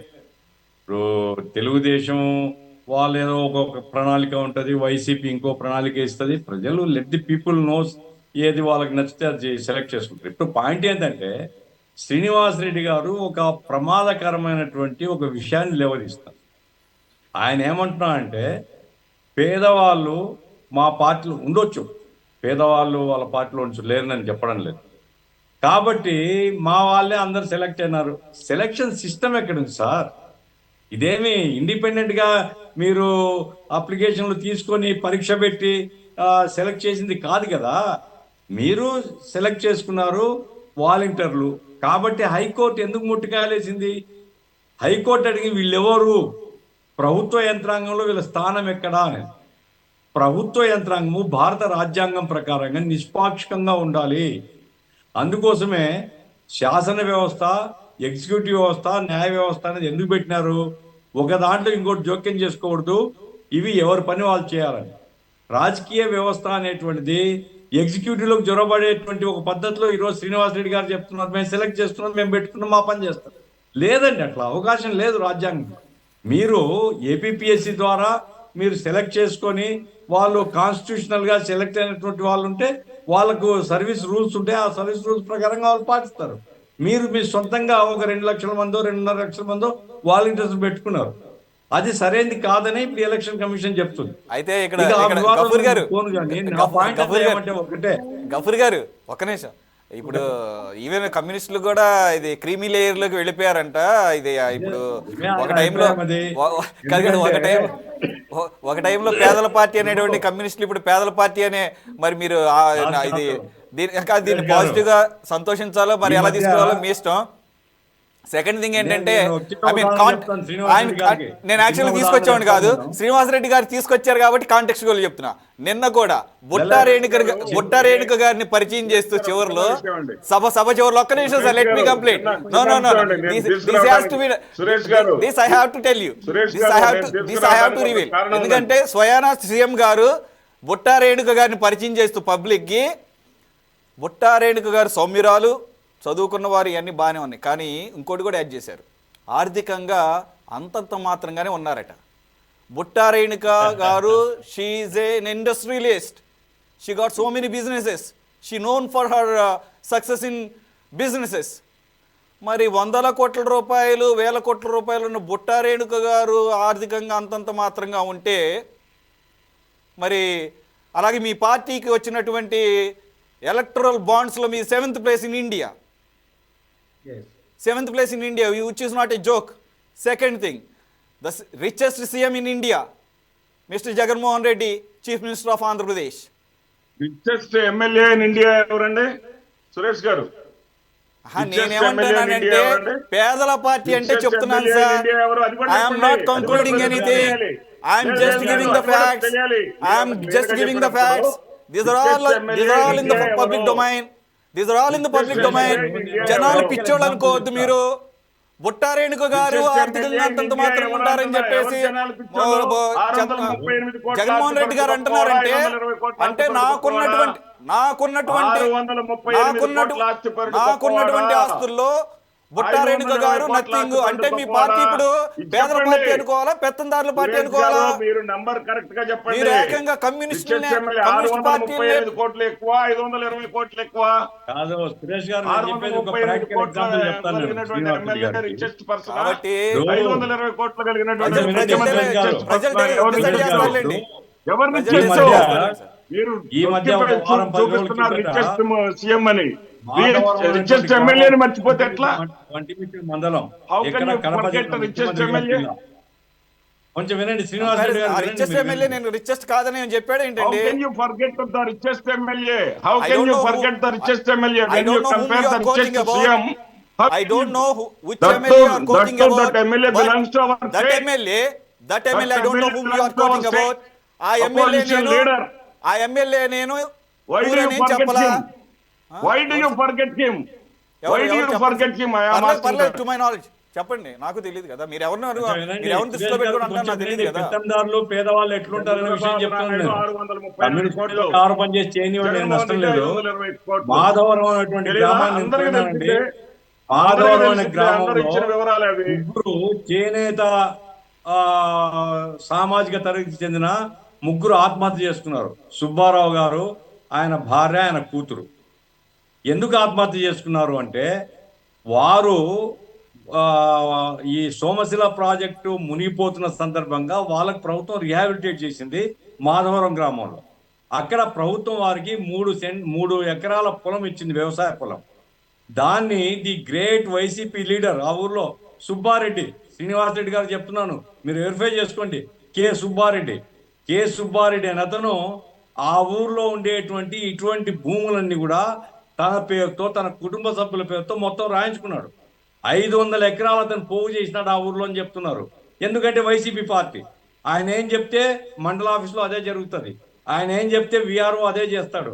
ఆ రకంగా ఆ భూమి కోసం ఈ కుటుంబం పిల్లల్ని చదివించుకోవాలి, 2 ఆడపిల్లలు చదివించుకోవాలని తిరిగి ఎక్కడ సాధ్యం కాకపోతే అతను రైలు కింద పడి చనిపోయినాడు. ఆ భార్య, ఆయన కుమార్తె ఇద్దరు ఇంట్లో ఊరేసుకొని చనిపోయినారు. అంటే వైఎస్ జగన్మోహన్ రెడ్డి గారి పార్టీలో ఎటువంటి వాళ్ళు ఉన్నారు అనేది శ్రీనివాస్ రెడ్డి గారు గమనిస్తే మంచిది. ఇటువంటి వాళ్ళు గ్రామాల్లో పెత్తనం చేసి ప్రజల్ని పీడించి ప్రజల ఆస్తులు లాక్కొని ఆ రకంగా కొల్లగొట్టే వాళ్ళందరూ మీ పార్టీలో పెట్టుకొని మీరు మాకు చెప్తారు ఎట్లా సార్, గురి చెప్పినట్టు. గఫూర్ గారు ఎప్పుడు జరిగిందో, ఎవరి హయాంలో జరిగిందో, ఎప్పుడు జరిగిందో మొత్తం క్లారిటీ కూడా ఇచ్చారు. మీరు ఇప్పుడు తెలుగుదేశం హయాంలో జరిగినటువంటి ఈ సంఘటన తీసుకొచ్చి వైసీపీకి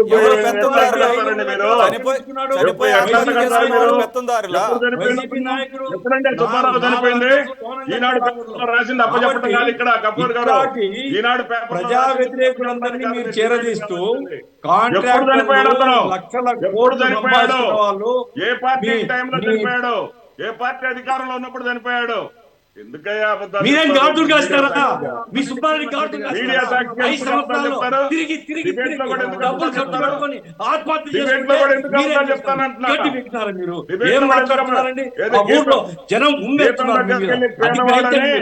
ఇప్పుడు సురేష్ గారు నేను చెప్పేది అరవిందో ఫార్మా లిక్కర్ గేట్ లో ఉండే గీతం భూముల్ని సంరక్షించడానికి వెళ్ళాడే అందరిని వెంట పెట్టుకొని ఆయనేమో ప్రజల కోసం, పేదవాళ్ళ కోసం ఉన్నాడంట, ఇతరులందరూ పెద్దట. బుట్టారేణు గురించి ఆయన తెలియకపోవచ్చు. మా జిల్లా బుట్టారేణుక హైదరాబాద్ లో స్కూల్ చూడుకోండి. బుట్టారేణుక 100 కోట్ల ఆస్తులకు అధిపతిరాలు. ఆమెను పట్టుకొని పాపం పేదరాలు మిగతా ఏం మాట్లాడుతున్నారండి? కనీసం ప్రజలు నవ్వుతారని కూడా లేదు, ప్రజలు మీ మీద ఉమ్మేస్తారని కూడా లేదు. ఏమైనా నేను చెప్పేది ఏమిటంటే ఇవన్నీ ప్రజలు చర్చిస్తారు. మీరు దయచేసి ప్రతిదీ రాజకీయం చేయడం మానుకోండి. వ్యవస్థ అనేటువంటి నడవాలా, వాలంటీర్ల వ్యవస్థ ఏదో మార్చినంత మాత్రం తలకిందులు అయిపోదు. పెన్షన్లు ప్రజలకు చేరాలా. సజ్జల రామకృష్ణ చీఫ్ సెక్రటరీ వాళ్ళు చేస్తారు. ఎలక్షన్ కమిషన్ గౌరవించండి, రూల్స్ గౌరవించండి. ప్రతి దాన్ని మీరు రాజకీయం చేయడం ద్వారా మీరు సూర్యుని మీద ఉమ్మేసినట్లుగా ప్రతిపక్షాల మీద ఆరోపణ చేస్తే ఆ ఉమ్ము మీ మీదే పడుతుంది. లక్ష్మణరావు గారు, ఇది వాలంటీర్ల వరకే. సూర్యుడు ఎవరో ఈ రాష్ట్ర ప్రజలందరికీ తెలుసు. ఆ సూర్యుడు రేపు మళ్ళా కూడా ఉదయించబోతా ఉన్నాడు.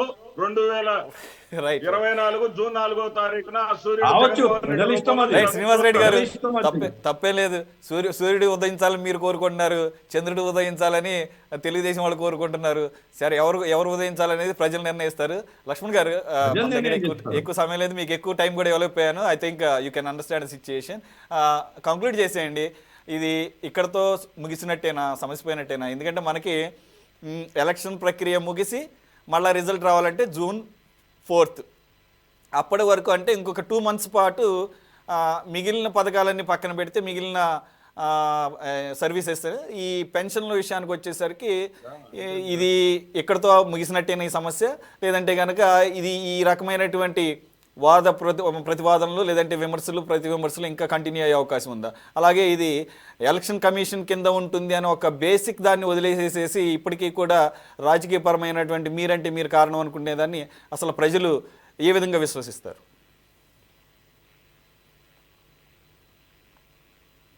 సార్ ఒకసారి మీ ఆడియో మ్యూట్లో పడింది సార్, మీ ఆడియో. ఇప్పుడు ఈ ఇష్యూను రాజకీయ కోణంలోనే ప్రతిపక్షాలు ఇట్లా అధికార పార్టీ తీసుకున్నాయి. సాక్షాత్ ముఖ్యమంత్రి గారు కూడా ఈ రోజు మదనపల్లి మీటింగ్ లో కూడా ఈ పెన్షన్లు పంపిణీకి అడ్డుకుంటుంది, ప్రతిపక్షాలు అడ్డుకున్నాయి అని కూడా చెప్పాడు ఆయన. ఈ అడ్డుకోవడం అనేది అయిపోయింది, ఆర్డర్ ఇచ్చేసారు. 3 రోజులు పంపిణీ చేసిన తర్వాత మళ్ళీ ఎవరు దీని గురించి మాట్లాడుకునేది ఏముండదు. తర్వాత నెక్స్ట్ మంత్ మళ్ళీ ఇవ్వాలి. నెక్స్ట్ మంత్ కూడా అదే ఇప్పుడు ఏదైతే పాలసీ నిర్ణయించారో అదే పాలసీ మీద నెక్స్ట్ మంత్ కూడా కొనసాగుతుంది. ఇక్కడ జగన్మోహన్ రెడ్డి గారి చేతిలో ఇంకా ఏమీ లేదండి, అంత ఎలక్షన్ కమిషన్ చేతిలో ఉంది. ఒకవేళ డబ్బులు ఇవ్వాలన్నా ఇవ్వకూడదన్నా ఎలక్షన్ కమిషన్ ఆ ఉత్తర్వులు ఉంటే తప్ప చీఫ్ సెక్రటరీ ఏమీ చేయలేదు. వాళ్ళు ఏం ఆపలేదు, ఇమ్మని చెప్పారు, ఇస్తున్నారు. నెక్స్ట్ మంత్ కూడా ఇమ్మని చెప్తారు, ఇస్తారు. ఇంకా దీంట్లో వీళ్ళు ఆపేది, వాళ్ళు ఇచ్చేది, పోయేది, చంద్రబాబు ఆపేది ఇవన్నీ ఏమి ఉండవు. ఇంకా ఓటర్ మైండ్ చాలా క్లియర్ గా ఫిక్స్ చేసుకొని ఉన్నారు, ఎవరికి ఓటు వేయాలా ఎవరికి వేయకూడదు అని. ఎన్ని చెప్పినా కూడా ప్రభుత్వ వ్యతిరేక ఓటు శాతం పెరిగింది. ఆ పెరిగిన ఓట్ల శాతాన్ని ఈ ప్రతిపక్షాలు ఎన్కాష్ చేసుకుంటాయా లేవా? చేసుకోలేని పరిస్థితి వస్తే మాత్రము మళ్ళీ వైఎస్ఆర్సీపీ అధికారంలోకి వచ్చే అవకాశం ఉంటది. చేసుకున్నారనుకోండి, రాలేదు. ఇక్కడ నేషనల్ యావరేజ్ 65%, 35% మంది ఓటింగ్ లో పాల్గొనడం లేదు. వాళ్ళని తీసుకొచ్చి ఓట్లు వేయించుకునేటువంటి పనిని చేయగలిగితే గనక ఈ ప్రతిపక్ష పార్టీలు వాళ్ళకి అవకాశం వస్తుంది. రాలేదనుకోండి, రాదు. ఇప్పుడు ఒక ఇంట్లో 6 ఓట్లు ఉన్నాయనుకోండి, 6 మంది ఒకే పార్టీకి వెయ్యాలా లేకుంటే 6 మంది వ్యతిరేకంగా వెయ్యాలా అని నిర్ణయం ఇవాళ లేదండి. ఒకప్పుడు ఉండేది అలా, ఇవాళ లేదు. యూత్ ఒక విధంగా ఆలోచిస్తుంది, ముసలోళ్ళు ఇంకో విధంగా ఆలోచిస్తారు, మధ్యలో ఆడవాళ్ళు ఇంకో విధంగా ఆలోచిస్తారు. ఎవరిష్టం వచ్చేట్టు వాళ్ళు పోలింగ్ కేంద్రాలకు వెళ్ళి ఓట్లు వేసుకునే పరిస్థితులు ఇవాళ కనిపిస్తున్నాయి. బాగా ఎడ్యుకేట్ అయి ఉన్నారు, ప్రతి అంశము ఓటర్కి తెలుస్తున్నది. ఈ పెన్షన్ల గొడవ కూడా ఎందుకు అనవసరంగా గొడవ చేస్తున్నారు అనేది కూడా వాళ్ళకి అర్థమైంది.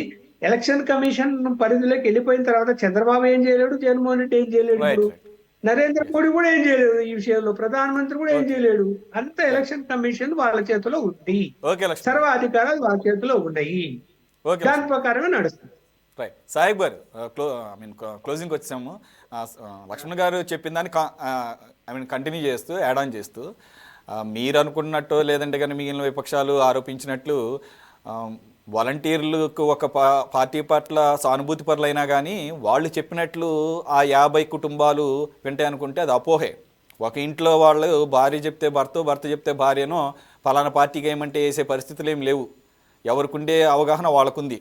కాబట్టి వాలంటీర్లు ఏదో ఇన్ఫ్లుయెన్స్ చేస్తారు, వాళ్ళ ద్వారా లబ్ధి ప్రభుత్వం తరపున వాళ్ళు మధ్యలో ఒక వారధులు మాత్రమే, ప్రజలకి ప్రభుత్వానికి మధ్య వారధులు వాళ్ళు. కాకపోతే కొంత వెసులుబాటు కలిగింది. ఎవరైతే వృద్ధులు వికలాంగులు ఉన్నారో వాళ్ళు ఎండల్లో పడి అంత దూరం నడిచి వెళ్ళే ఇబ్బంది పడకుండా ఇంటికి వచ్చి ఇవ్వడం అనేది, దాన్ని మాత్రం చేతే వాళ్ళు ఇన్ఫ్లుయెన్స్ చేయగలరు, ఓటింగ్ వైసీపీకి వేయించగలరు, లేకపోతే వేసే విధంగా వారిని ఇచ్చేయగలరు, ఇన్ఫ్లుయెన్స్ చేయగలరు అనుకుంటాం కూడా అపోహ అని చెప్పేసి కొంతమంది విశ్లేషకులు కానీ లేకపోతే మనం. కాబట్టి ఇవన్నీ కూడా పరిగణనలు తీసుకొని మన విమర్శలు ఉండాలి ఎప్పుడు కూడా. చెప్పండి సురేష్ గారు. అపోహ కాదండి, ఇప్పుడు కోడ్ ఆఫ్ కండక్ట్ వచ్చిన తర్వాత విగ్రహాల ముఖాలను కూడా గుడ్లేస్తారు, ఎందుకని? ప్రభావితం అవుతారని చెప్పి. మరి అటువంటిది నేరుగా ప్రభుత్వ పథకాలను మరి వాలంటీర్లు తీసుకెళ్లి ఆ లబ్ధిదారులకు ఇచ్చేటప్పుడు ఖచ్చితంగా వాళ్ళతో ఒక బాండింగ్ ఉండిద్ది. మేము కాదంటలా. ఎలక్షన్ లో ఏముందంటే ఒక రోజు ముందర కూడా ఓటర్ అభిప్రాయం మారొచ్చండి. కాబట్టి ఖచ్చితంగా వాలంటీర్ వ్యవస్థ అనేది ఇన్పుట్ అవటం అనేది మేము ఆక్షేపిస్తున్నాం తీవ్రంగా. ఎందుకంటే ఇది ఒక సిస్టమేటిక్ ఇష్యూ, మనుషుల మనోభావాలకు దగ్గరగా ఉన్నారు కాబట్టి వాళ్ళు ఏదైనా చేయొచ్చు అనేది ఆరోపణ, వాస్తవం కూడా. కాబట్టి ఎలక్షన్ కమిషన్ ఆఫ్ ఇండియా వాళ్ళు దీని మీద పొలిటికల్ పార్టీగా మీరు రిప్రజెంటేషన్ ఇస్తున్నారు. అలాగే అనేకమైనటువంటి కంప్లైంట్స్ వస్తే వాటన్నిటిని బేరీజ్ వేసుకొని అవన్నీ కూలంకషంగా చర్చించుకొని ఎలక్షన్ కమిషన్ ఒక డెసిషన్ తీసుకుంటుంది. ఒకవేళ మీరు కంప్లైంట్ ఇచ్చినా ఇవ్వకపోయినా కానీ ఎలక్షన్ కమిషన్ తన పరిధిలో తీసుకోవాల్సిన నిర్ణయాలు తీసుకుంటుంది. కానీ దాన్ని అంతవరకు ఉంచుదాం. మళ్ళీ దాన్ని కూడా పొలిటిసైజ్ చేసి లేదా ఖజానాల దాకా వెళ్ళి అంత అవసరం లేదు. జనాలు ప్యానిక్ సిచ్యువేషన్ తీసుకురావాల్సిన అవసరం లేదు. 1 or 2 days డిలే అయినా కానీ ప్రజలు అర్థం చేసుకుంటారు. ఇంతకుముందు కూడా 1 or 2 days డిలే అయినా కానీ దానికి తగ్గట్టుగా ప్రభుత్వం ఏర్పాట్లు చేసింది. అంతవరకే బాధ్యతాయుతమైనటువంటి ప్రతిపక్షంగానే వ్యవహరిస్తేనే ప్రజలు దాన్ని హుందాగా స్వీకరిస్తారనేది ఇక్కడ అర్థం చేసుకోవాల్సిన అవసరం ఉంది. విమర్శలు ఎవరైనా. సురేష్ గారు, మేము బాధ్యతాయుతంగా వ్యవహరిస్తున్నాం కాబట్టే పెన్షన్లు సకాలంలో గ్రామంలో ఉన్నటువంటి సచివాలయ ఉద్యోగస్తులు అందజేయాలని చెప్పేది మా వాదన. కానీ ఇందాక సజ్జల రామకృష్ణారెడ్డి గారు ప్రెస్ మీట్ పెట్టిన విధానం చూస్తే ఖచ్చితంగా ఎలక్షన్ కమిషన్ వారికి వ్యతిరేకంగా మాట్లాడినట్టే. మేము ఏమంటామంటే పెన్షన్లు, సామాజిక పెన్షన్లు ఇప్పుడు ఎండలు ఉన్నాయండి, ముసలోళ్ళు, అదేవిధంగా అనారోగ్య కారణాల వల్ల వికలాంగులు ఉన్నారండి, వీళ్ళందరినీ చూసుకోమంటున్నాం, దయాద్ర హృదయంతో చేయమని అంటున్నాం. అంతేగాని మేము ఎక్కడ ఈ వాలంటీర్ల విషయంలో కాబట్టి ఇంకో విషయంలో కూడా ఎక్కువ ఇన్పుట్ అవ్వట్లేదండి. అది తెలుసుకోవాలి. వాలంటీర్లు ఆడియో మెసేజ్లు పెట్టేలా కూడా సోషల్ మీడియాలో వైరల్ చేస్తున్నారు కదా. ఇప్పుడు ఇంకోటి, ఎక్కడైనా కానీ వైకాపా పార్టీకి అనుకూలంగా ఉన్న వాలంటీర్లు రాజీనామాలు చేస్తున్నారు. ఎందుకు రాజీనామాలు చేస్తున్నారంటే వాళ్ళు ఎలక్షన్ లో క్యాంపెయిన్ చేయడం కోసం. అంతేగాని న్యూట్రల్ గా ఉండేవాళ్ళు ఎక్కడ మరి రాజీనామాలు చేయట్లేదు కదండి. మేము అది అని అంటున్నాం అండి, ఇది ప్రజల దగ్గర తీసుకెళ్తున్నాం. Right, okay. శ్రీనివాసరెడ్డి గారు, కంక్లూడింగ్ కామెంట్స్ ప్లీజ్. ఇక్కడ ఏదైనా సరే మేము ఒక వ్యవస్థను తీసుకొచ్చాం సార్. వాలంటరీ వ్యవస్థ అనే దాన్ని ప్రజలకు సౌకర్యాలు మెరుగుపరచడానికి తీసుకొచ్చాం. గతంలో ఏంటంటే ఒక అధికార పార్టీ తమ కార్యకర్తలకు ముందు పెన్షన్లు ఇచ్చుకునేది ఒక 5 రోజుల పాటు, తర్వాత తమ పార్టీ సింపథైజర్స్, సానుభూతి పరులకు ఇచ్చుకునేది ఇంకొక 5 రోజుల పాటు, తర్వాత తటస్థులు ఎవరైతే మా పార్టీకి ఓటేస్తారనుకున్నారో వాళ్ళకి ఇచ్చుకునేది.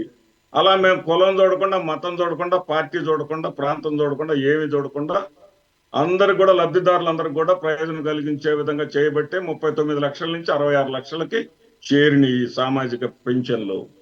ఇవన్నీ ప్రజలన్నీ గమనిస్తున్నారు. ప్రజలకు అన్ని విషయాలు తెలుసు. అది అన్డిస్ప్యూటబుల్, నో డౌట్ అబౌట్ ఇట్. దాన్ని అందరూ కూడా అప్రిషియేట్ చేయాల్సిందే, అప్రిషియేట్ చేస్తున్నారు. 55 లక్షలు పెన్షన్ లేదు 55 లక్షలు ఉన్నాయి. జగన్మోహన్ రెడ్డి గారు 45 సంవత్సరాలకి పెన్షన్ ఇస్తారు. సరే నంబర్ దేముంది సాహిబ్ గారు, నంబర్ దేముంది అటు ఇటు అవుతుంది. కానీ 20 లక్షలు తేడా చూస్తున్నారు. 20 లక్షలు ఫంక్షనాలిటీ, యాక్యురసీ. ఫంక్షనాలిటీ ఓకే అండి. ముఖ్యమంత్రి గారు 45 లక్షల పెన్షన్ అన్నారు కదా. Anyway time is up. I mean we're short of time. Thank you very much for joining Srinivasareddy garu, Sahib గారు, లక్ష్మణ్ గారు, అలాగే గఫూర్ గారు. ఇది వాటి స్పెషల్ డిబేట్. మరో డిబేట్లో మళ్ళీ కలుద్దాం. Stay tune to city 24/7.